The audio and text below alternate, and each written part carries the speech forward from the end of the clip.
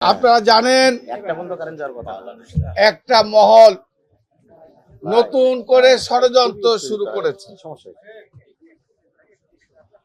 বর্তমান গতকালকে এই 17 বছর যিনি অবৈধভাবে এদেশ শাসন করে এই দেশটাকে ধ্বংস করে যখন বাংলাদেশের মানুষ ঐক্যবদ্ধভাবে সেই ধ্বংসকারী সেই ফ্যাসিস্ট শেখ হাসিনার বিরুদ্ধে যখন ফুঁসে উঠেছিল, যার কারণে গতকালকে উনি পালিয়ে, আজ থেকে 2 বছর আগে পালিয়ে ভারতে গিয়ে আশ্রয় নিয়েছিল।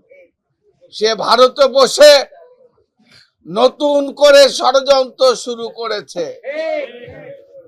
ষড়যন্ত্র চক্রান্ত করে বাংলাদেশের মানুষ আবারও ঐক্যবদ্ধ হবে। চক্রান্ত যতই করেন, ষড়যন্ত্র যতই করেন, যেভাবে বাংলাদেশের মানুষ ঐক্যবদ্ধভাবে আপনাকে দেশ ছাড়া করেছে, ক্ষমতা ছাড়তে বাধ্য করেছে, আমরা আজ এই অনুষ্ঠানের মাধ্যমে বলতে চাই, ওখানে বসে ষড়যন্ত্র চক্রান্ত করে কোনো লাভ হবে না। বাংলাদেশের মানুষ আবারও ঐক্যবদ্ধ হবে। আপনার স্থান বাংলাদেশের মাটিতে আর কোনোদিন হবে না। আমি শুধু ভারতের কাছে অনুরোধ রাখতে চাই, ভারত বাংলাদেশের ভালো বন্ধু। ভারত একটা গণতান্ত্রিক রাষ্ট্র। আমরা ভারতের কাছে অনুরোধ রাখতে চাই, এই ফ্যাসিস্ট অবৈধ সরকারকে আপনারা আশ্রয় প্রশ্রয় না দিয়ে আপনাদের সঙ্গে আমাদের যে বন্ধুত্বপূর্ণ সম্পর্ক সেটাকে বহাল রাখার জন্য হলেও শেখ হাসিনা ফ্যাসিস্টকে, খুনিকে বাংলাদেশের জনগণের কাছে আপনারা ফেরত দেবেন। এটাই হচ্ছে আপনাদের কাছে আমাদের আহ্বান।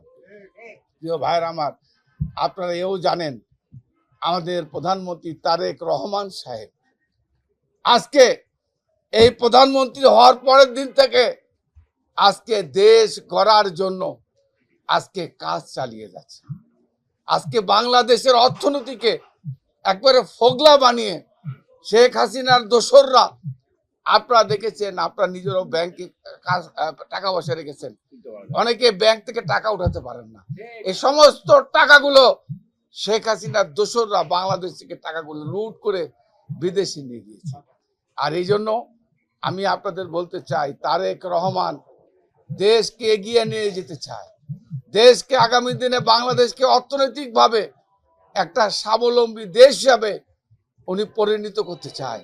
তাই আমি আপনাদের কাছে অনুরোধ থাকবে যে এই দেশকে এগিয়ে নিয়ে যাওয়ার ক্ষেত্রে কেউ যদি বাধাগ্রস্ত করতে চায়, কেউ যদি প্রতিবন্ধকতা করতে চায়, আপনারা সকলে মিলে তাদেরকে রুখে দিতে হবে।